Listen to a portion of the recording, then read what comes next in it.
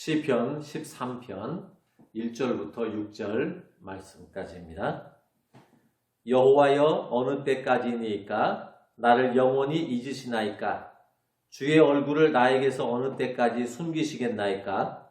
나의 영혼이 번민하고 종일토록 마음에 근심하기를 어느 때까지 하오며 내 원수가 나를 치며 자랑하기를 어느 때까지 하리이까?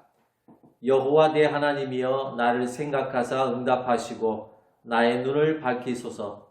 두렵건대 내가 사망의 잠을 잘까 하오며 두렵건대 나의 원수가 이르기를 내가 그를 이겼다 할까 하오며 내가 흔들릴 때에 나의 대적들이 기뻐할까 하나이다. 나는 오직 주의 사랑을 의지하였사오니 나의 마음은 주의 구원을 기뻐하리이다. 내가 여호와를 찬송하리니 이는 주께서 내게 은덕을 베푸심이로다. 아멘. 한국 사람들이 주요국 14개국 가운데 코로나 바이러스 이 감염증에 대해서 가장 걱정을 많이 하고 있는 것으로 조사가 됐습니다. 미국 여론조사 협회인 퓨 리서치 센터에서 한국을 비롯해서 미국과 또 프랑스, 독일, 영국 등 이 주요 14개국을 대상으로 해서 국민들 14,276명을 대상으로 조사한 결과를 지난 9일날 발표했습니다. 퓨 리서치 센터는 기후변화, 감염병 확산, 테러 등 글로벌 이슈 9개 항목을 각국 국민이 얼마나 위협으로 느끼는가라고 하는 것을 평가를 했습니다. 무엇이 국가의 가장 위대한, 중대한 위협이라고 생각하는가라는 것에 대한 질문에 한국 사람 10명 중에 9명 가까이인 89%가 감염병 확산이 국가의 중대한 위협이다 라고 이렇게 생각을 한다고 응답을 냈습니다. 그런데 이 결과는 주요 14개국 가운데 가장 높은 1위를 차지한 내용입니다. 한국인은 인구 100만 명 중에서 확진자 수는 421명이고 사망자 수는 7명입니다. 이 조사에 참여한 미국 같은 경우에는 인구 100만 명당 19,658명이 감염이 됐습니다. 스페인에서는 100만 명당 11,431명이 확진자 수가 되었습니다. 그 수에 비하면 한국은 현저하게 낮은 숫자입니다. 그런데도 조사 대상국 가운데 코로나 확진자와 감염자가 가장 적은 한국이 코로나19를 가장 걱정하는 것으로 나타났습니다. 조사를 한 9개 항목은 기후변화, 감염병 확산, 테러리즘, 해외 사이버 공격, 핵무기 확산, 세계 경제 상태, 또 세계 빈곤, 국가나 민족 간의 오랜 갈등, 난민이나 이민 등 국경을 넘는 대규모 이동, 이런 것들이었습니다. 이 가운데 한국은 감염병 확산, 해외 사이버 공격, 세계 경제 상황, 국가나 민족 간의 갈등, 난민, 이민을 등 이렇게 5개 항목에서 한국인이 가장 많이 걱정한다. 그래서 1위를 차지했습니다. 그래서 한국인을 걱정왕이라고 이렇게 표현을 했습니다. 사람들은 왜 두려움에 빠지게 되는 걸까요? 왜 염려와 걱정과 고민이 사람들에게는 끊이지 않고 생기는 걸까요?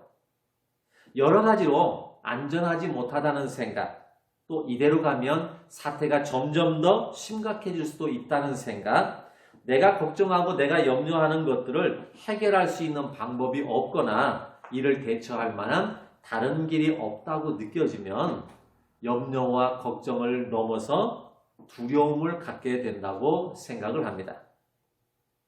안전이 보장이 안 되고 문제를 해결하거나 감당할 수 있는 자신도 없고 여기에 자꾸만 다른 걱정할 만한 일들은 생기게 되고 이대로 조금만 지나면 해결된다라고 하는 이런 기미도 전혀 보이지 않고 갈수록 상황들이 나빠지면서 좋아진다는 이런 확신과 자신이 들지 않을 때 그리고 안 좋은 상황이 계속 달라지지 않고 오랫동안 지속이 될 때 사람들은 이대로 끝날 것 같아서 이대로 이 상태로 그냥 지날 것 같아서 그래서 걱정이고 두려움이 많이 생기기도 합니다.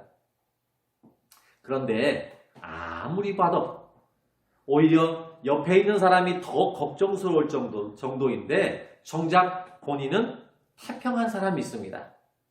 잠도 잘 자고 밥도 잘 먹고 말이나 행동에서 언제나 밝은 사람이 있습니다. 이런 사람은 뭔가가 있는 사람입니다. 남들이 알지 못하는 뭔가가 있기 때문에 그렇게 살 수 있는 겁니다. 물론 성격 탓도 있습니다. 원래 매사에 긍정적이거나 또 태평한 성격이거나 걱정 같은 것은 잘 하지 않는 이런 스타일일 수도 있습니다. 또는 이미 그 생활에 익숙해져서 포기해 버린 것일 수도 있습니다. 하지만 분명히 어려울 것 같은데도 어두운 표정이 없이 밝거나 태평하거나 긍정적인 사람은 뭔가 믿는 구석이 있기 때문에 그렇습니다. 오늘 말씀에 보면 다윗이라고 하는 인물이 나와서 그가 쓴 시가 오늘 시편 13편의 내용입니다. 다윗은 10대 중반에 골리앗이라고 하는 거대 블레셋 장수를 쓰러뜨리고 이후에 장수가 되어서 여러 전쟁에서 공경에 처한 왕과 백성들을 건져낸 전쟁 영웅입니다.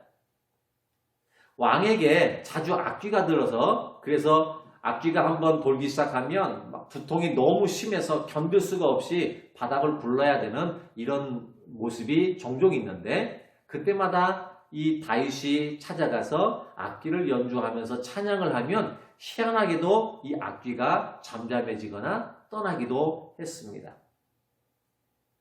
그런 다윗을 이 왕은 곁에 두고 싶어서 그래서 자기의 딸을 이 다윗에게 주어서 결혼을 시킵니다. 그런데 어느 날 왕보다도 다윗을 더 신임한다라고 하는 이런 소식이 들려오게 됩니다.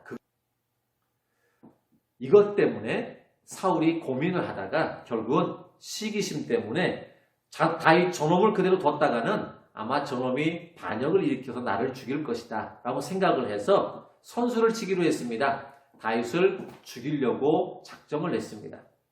이때부터 다윗은 전쟁 영웅 또 왕과 백성들의 신임을 얻던 사람 입장에서 하루아침에 도망자의 신세로 전락을 하고 말았습니다. 다윗이 반역을 일으킨 것도 아닙니다. 그럴 생각이 다윗은 전혀 없는 사람입니다. 왕을 위해서 충성을 다한 사람이 다윗입니다. 몇 번씩이나 국가의 위기나 어려움을 목숨을 걸고 적진에 나가서 싸워서 지켜낸 충성스러운 신하가 다윗입니다.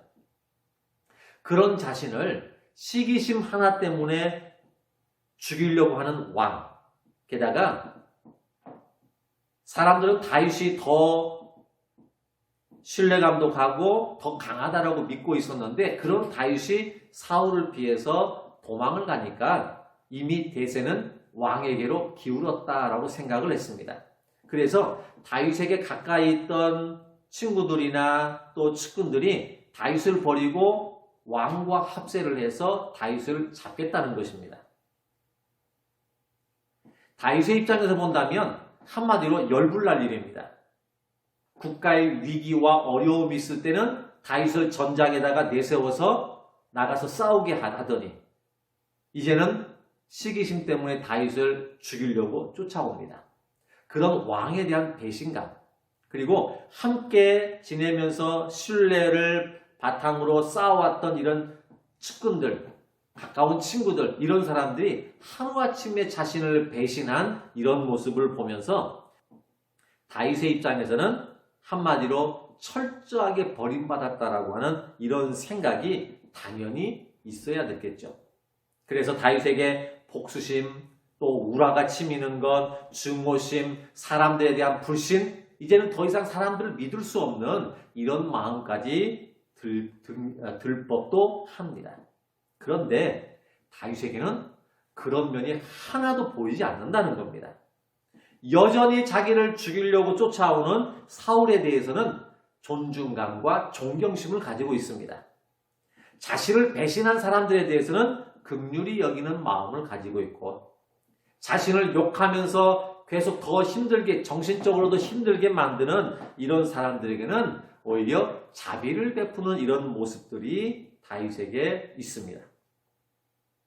아니, 사람이 어떻게 이런 모습을 가지고 살 수 있을까요?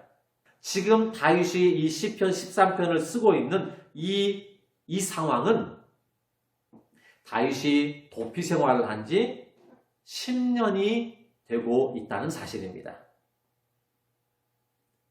여러분, 10년입니다. 10년이면 강산도 변한다죠. 강산도 변한다는 그 10년이라고 하는 이 기간 동안에 다윗은 계속 도피 생활을 하면서 지낼 수밖에 없었습니다. 이 10년 세월은 다윗에게는 지긋지긋한 시간입니다. 살아도 사는 게 아닐 겁니다. 사람은 어느 한 곳에 정착을 해야만 안정된 삶을 살 수 있다고 이야기합니다. 그래서 남자는 결혼을 해야 안정된 삶을 살 수 있고, 또 떠돌이 생활했던 사람도 한 곳에 정착을 해야 안정된 삶을 살아갈 수가 있는 거죠. 그런데 도피 생활 10년이면 생활은 엉망일 겁니다. 여러분, 만약에 여러분들이 10년 동안 풀리지 않는 이 어려움 속에서 지내고 있다면 그 10년 세월이 여러분들에게는 어떨까요? 제대로 된 생활이 이루어질까요? 10년을 그렇게 살았으면 사람의 성격이나 성품이나 생활 습관이나 이런 게 참 많이 변해 있을 겁니다. 당연히 좋은 쪽으로 변하지는 않았을 거죠. 이렇게 배신당하고 도망다니는 세월이 한두 해도 긴 시간인데 10년 동안을 계속 이어진다면 그 10년 동안 이어지면서 아무리 다윗이라도 복수심, 증오심, 배신감, 우울감 이런 것들이 그의 마음이나 그의 머리에 그의 생활 속에 자리 잡고 있지 않을까요? 그런데 다윗은 참 해맑은 사람입니다. 다윗의 얼굴을 보면 물론 항상 그런 건 아니지만 대체적으로 보면 그렇게 다윗은 평온할 수가 없습니다. 걱정이 하나도 없는 사람 같습니다. 사실 왜 걱정이 없을까요? 왜 다윗이라고 근심도 염려도 두려움도 없을까요? 다윗의 모습을 보면 근심도 하나도 없고 걱정도 없고 염려도 두려움도 없는 것 같습니다. 왜 그럴까요? 이런 근심과 염려거리가 없어서 그럴까요? 그렇지 않습니다. 다윗은 근심과 염려와 두려움과 고민거리가 많이 있어도 뭔가 믿는 데가 있기 때문에 그렇습니다.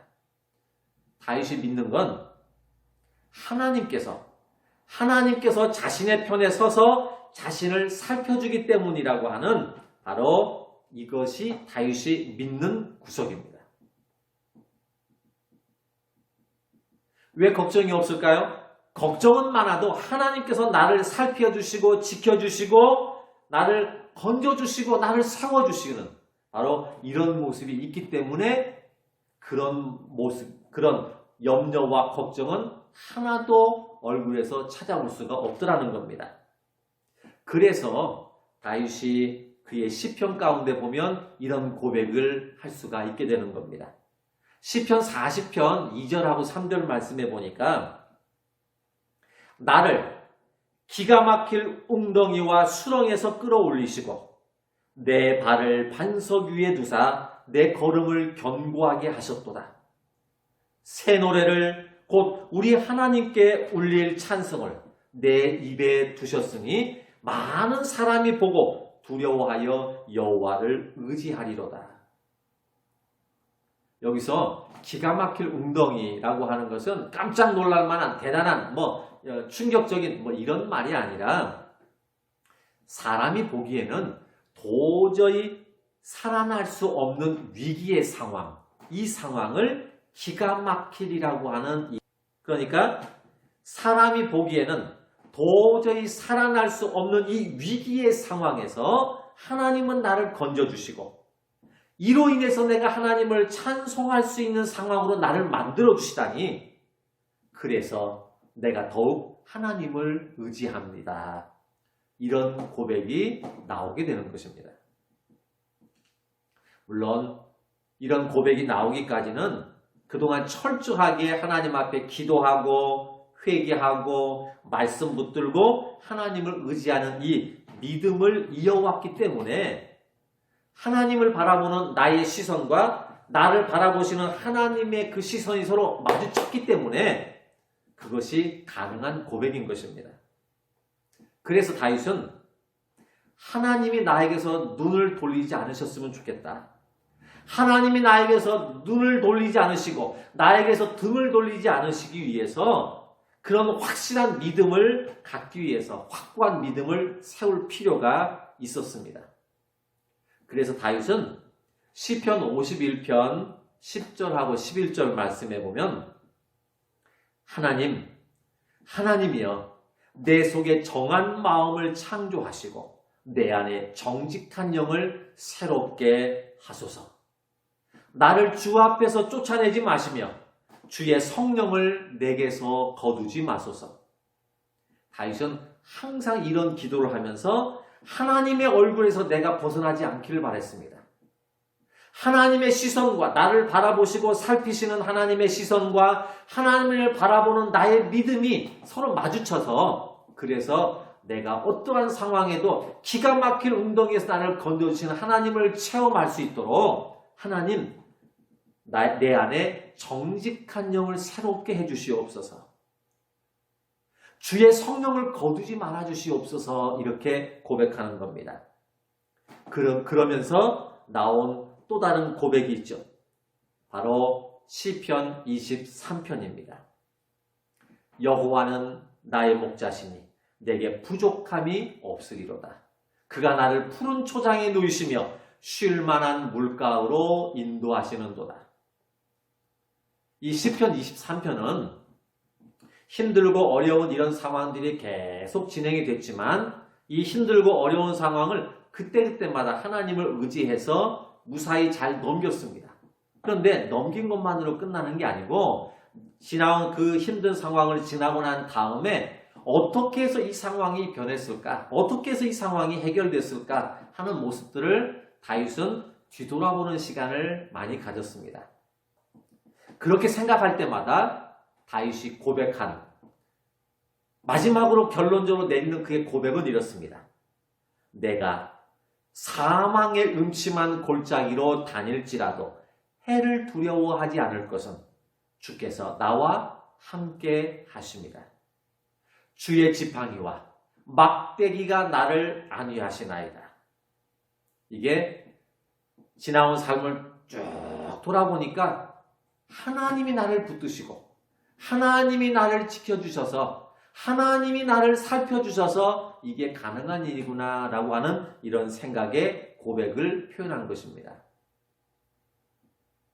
여러분 하나님의 은혜가 우리에게 임하면요 그냥 다윗이 생각하기를 하나님의 은혜가 임해서 내가 복수심도 갖지 말아야 되고 저들을 긍휼히 여기고 자비한 마음을 베풀고 욕도 하지 말고 화도 내지 말고 이렇게 해야 되겠다라고 한 게 아니라 은혜를 받고 나서 이렇게 해야 되겠다라고 한 게 아니라 하나님의 은혜는 우리의 삶을 덮어버리는 겁니다.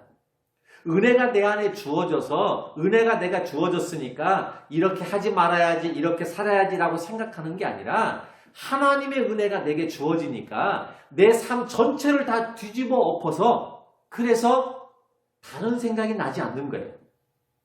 다윗도 똑같은 인간입니다. 그런데 그런 다윗이 왜 증오심이나 복수심이 왜 안 생길까요? 나를 죽이려고 하고 그리고 배신감을 갖게 만든 이런 사람에 대해서 어떻게 내가 존경과 존중하는 마음을 가질 수 있을까요? 그것은 내 마음이 아닙니다. 하나님의 은혜가 나를 덮으니까 그런 마음이 싹 사라지는 거예요. 아예 생각 자체가 나질 않는 겁니다. 여러분 뭘 가지고 고민하시고 염려하시고 걱정하십니까? 먼저 하나님의 은혜가 여러분들에게 주어질 수 있기를 바라겠습니다. 하나님의 은혜가 여러분들의 삶을 뒤덮어서 여러분들이 근심하고 걱정하고 염려할 만한 이런 것들이 하나도 생각이 나지 않고 주께서 나를 살피시니, 주께서 나와 함께 하시고 나를 세워주시니 내가 두려울 것이 없도다. 이런 고백을 여러분들도 할 수 있길 바라겠습니다. 그런데 이렇게 생각하며 살아왔던 다윗이 어느 날 갑자기 두려움이 찾아오기 시작했습니다. 그것은 악한 세력이 활개를 치면서 지난 10년 동안을 다윗을 잡기 위해서 쫓아다니면서 자기는 도피 생활하고 이렇게 사는데 자기를 쫓아왔던 사람들을 보니까 하나같이 저들의 삶은 너무도 태평하고 너무도 안정적인 삶을 사는 겁니다. 게다가 다윗이 지금 심한 병에 걸렸습니다. 아주 심한 병에 걸려서 지금 육체적인 고통도 함께 있습니다. 그래서 지나온 삶을 쭉 10년 동안의 삶을 생각하고 지금 육체적인 고통을 또 생각하다 보니까 혹시라도 하나님이 나를 버리시는 것 아닐까? 혹시라도 하나님께서 내게서 얼굴을 돌리셔서 지난 10년 동안 이렇게 보내왔는데 이 고통스럽고 아픈 이 육체의 고통까지, 질병까지 얼마를 또 가야 될지도 모르는 이런 상황이라는 생각이 문득 들다 보니까 갑자기 혹시 하나님이 지금까지 함께 하셨지만 혹시 하나님이 내게서 얼굴을 돌리시거나 등을 돌리시지 않을까? 이런 생각이 들었습니다. 그 생각이 들자마자 너무도 불안한 마음이 온 마음을 다 휘어 잡게 됩니다. 하나님만 나와 함께 하신다면, 하나님만 나를 붙들어 주신다면, 하나님만 나를 살펴주신다면 아무런 걱정도, 아무런 문제도, 아무런 두려움도 없을 텐데 갑자기 하나님이 나를 돌보시지 않으신다라는 이런 생각이 든 순간에 굉장한 두려움이 몰려들기 시작합니다. 그래서 하나님 앞에 기도하는 겁니다. 하나님, 주의 얼굴을 언제까지 내게 돌리시겠습니까? 언제까지 내게서 얼굴을 숨기시겠습니까? 주의 얼굴을 보게 해 주시옵소서. 여러분, 우리가 지금 경제적으로나 사회적으로나 국가적으로나 또 우리 가정이나 개인들이 언제 풀려질지, 언제 회복이 될지, 또 언제 끝이 날지 나아질 기미도 전혀 보이지 않는 가운데서 불투명한 이런 생활 속에서 우리가 걱정이 되고 염려가 되는 건 사실입니다. 그래서 우리는 이 일을 위해서 빨리 이 코로나와 같은 이런 상황이 지나고 해결되길, 모든 것들이 회복되기를 위해서 우리는 기도를 열심히 해야 됩니다. 그런데 이 기도에 못지않게 우리가 더 노력해야 되는 것 있습니다. 지금 이 시기에 우리가 가장 먼저 해야 될 일은 하나님에 대한 우리의 신앙, 하나님에 대한 우리의 믿음을 끌어올리는 것이 지금 당장 우리가 해야 할 일입니다. 우리가 이런 상황에서 모두가 다 어려운 상황에서 만약에 하나님께서 얼굴을 돌리신다면 우리는 더 이상 희망이라는 게 없습니다. 여러분, 우리의 신앙과 믿음은 보통 일반적으로 사람들이 가만히 있으면 중간이라도 간다고 이렇게 이야기합니다. 그러나 우리의 신앙, 우리의 믿음은 그렇지 않습니다. 우리의 신앙은 가만히 있으면 믿음이 떨어지는 겁니다.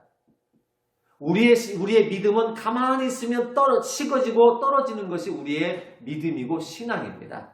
더더군다나 요즘처럼 예배를 잘 드리지 못하는 상황 속에서 예배를 안 드리는 걸 당연하게 여기고 예배 드리면 이상하게 생각하고 이런 상황에서 우리의 믿음이 떨어지는 것도 한참 떨어졌을 상황입니다. 여러분, 우리가 지금 가장 두려워할 것은 이 코로나라고 하는 이 상황이 빨리 해결되지 않아서 우리가 두려운 게 아니라, 경제적인 상황이 빨리 회복이 안 돼서 두려운 게 아니라 하나님께서 내게서 얼굴을 돌리셨을까, 이게 가장 우리에게는 두려운 것입니다. 여러분들은 어떤 것이 가장 두려우십니까? 정말 하나님의 은혜를 알고 하나님이 우리의 삶을 회복시켜 주시고 하나님께서 모든 것을 섬세하게 세밀하게 이끌어 가신다는 사실을 믿는 사람은 두려운 것은 하나님께서 내게서 혹시라도 얼굴을 돌리셨을까? 내가 믿음이 떨어지고 내 신앙이 자체가 흔들려버린 이런 상황에서 혹시라도 하나님이 내게서 등을 돌리셨을까? 그게 우리에게 가장 큰 두려움이 되는 것입니다. 기도하겠습니다. 하나님, 모두가 다 힘들고 어려운 상황입니다. 되도록이면 이 힘들고 어려운 상황이 빨리 회복이 되고 그래서 우리의 삶이 좀 더 이전의 모습보다 더 나은 모습으로 빨리 회복이 됐으면 좋겠는데 언제 끝날지 또 이후에도 끝난 이후에도 어떻게 될지 우리가 예측할 수 없는 상황입니다. 이런 상황에서 우리가 견디고 버텨낼 수 있는 것은 하나님에 대한 신앙입니다. 하나님께서 우리를 살펴주시니 우리가 안심하고 또 평온한 삶을 살 수 있는데 그것을 자꾸 잊어버려서 그래서 우리의 믿음이 떨어지고 신앙이 떨어져도 그것에 대해서 우리의 마음이 두려운 마음이 전혀 들지 않는 이런 모습이 있기도 합니다.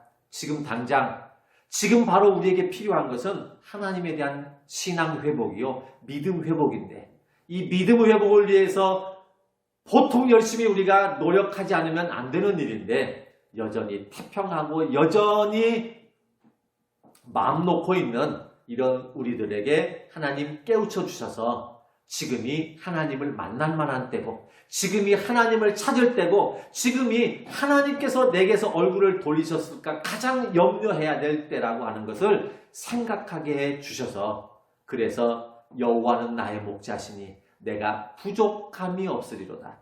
그가 나를 사망의 음침한 골짜기로 다닐지라도 해를 두려워하지 않을 것은 주께서 나와 함께 하심이라. 그가 나를 기가 막힐 웅덩이와 수렁에서 나를 건져주시고 이 고백이 다윗의 고백만이 아니라 우리의 고백이 되게 해 주시옵소서. 예수님의 이름으로 기도드렸습니다. 아멘.